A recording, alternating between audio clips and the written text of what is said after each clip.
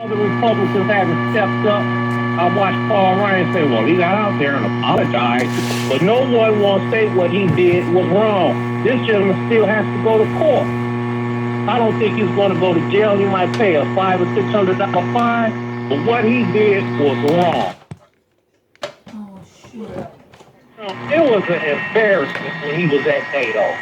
It was an embarrassment how he pushed over to the side another NATO leader like he was just a little flunky, and he just stepped in front of him. It was disrespectful to him. This guy, Donald Trump, Brad, like I told you before, he has no clue what he's doing. His family acts like this is a reality show. This is real life. He's dealing with real people. And on the healthcare front, Brad, they're going to kick off 23 to 24 million people off of healthcare.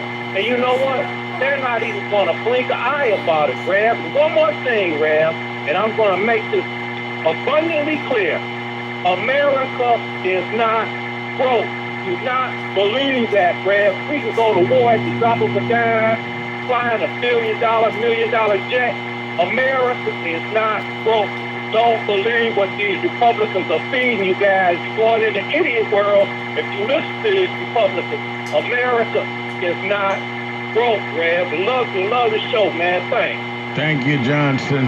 Let me go to the big ATL, Atlanta, Georgia, WAOK 1380 to Tim. Tim, you're keeping it real with Al Sharpton. How you doing today, sir? Thanks for taking my call. I'm fine. Thank you for calling. I wanted to free my mind and just see if maybe my internet is right or correct. And I did a little research, and it says that Kushner, the son-in-law, that his grandfather is Russian. So does that mean that Kushner is Russian, or did I get my information wrong from via the internet? All right, let me check that. I don't know. I don't know. I know he is certainly the person of interest in this investigation, and he has a lot of dealings, have had meetings and all with Russians. Now, I want to double check before I confirm that his grandfather is actually Russian. And also his father. And this is what we're dealing with in the double standards of the system or society. Kushner's father did federal time for, real estate and witness tampering. And his dad is the original Holocaust descendant from Russia, or a broken down part. I don't quite understand how it broke down or how it did. But to see that his father has been convicted for witness tampering, and the way that he went about it is setting him up. It's out there in the plain internet, but to allow these people in, and for Kushner to not have passed the final stage of clearance, I don't understand, sir, how that works and how at the highest level they're operating, and where are the checks and balances from different committees and different things. How can everybody not do their due diligence? And I'm just very confused. Yeah, it's very confusing. But and the irony of Kushner's father having been prosecuted and convicted is that he was prosecuted and convicted by Chris Christie. Before he was governor of New Jersey, he was the prosecutor, the federal prosecutor, and he prosecuted successfully Jared Kushner's father. That is true. Let's go to Florida, to Dale. Dale, you keeping it real on XM 126, Sirius XM 126, keeping it real with Al Sharpton. How you doing, Reverend? Good to be on your show. Thanks for taking my call. And I need your help. Hello? No problem. Hello? You fading on me, Dale.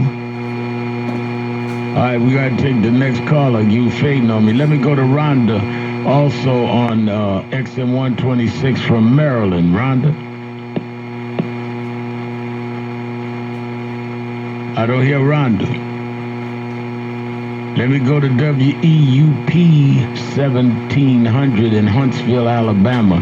Denise, you're keeping it real on Exhale Friday with Hi, Al Reverend. Sharpton. Thank you for taking my call. Happy Memorial Day to you and your listeners. I wanted you to comment or expound on the African American Caucus of Black Women leaders who confronted the Democratic leaders and especially Tom Perez and the Democratic National Convention, confronted them and put them on blast for blatantly ignoring black women, even though we make up a majority of their support, and our loyalty is blind concerning them. And I wanted to.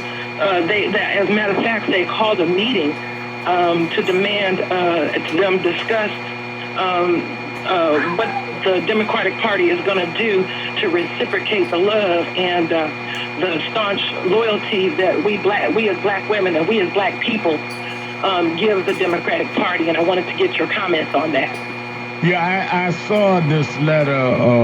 In fact, I met last night with Simone Sanders, who's on CNN now. She was spokeswoman for Bernie Sanders, and we talked about that. And I've talked to Melanie Campbell, who's the lead signature on the letter, before they sent it. And I'm urging that Chairman Tom Perez should meet with them and deal with them. And Ebony Riley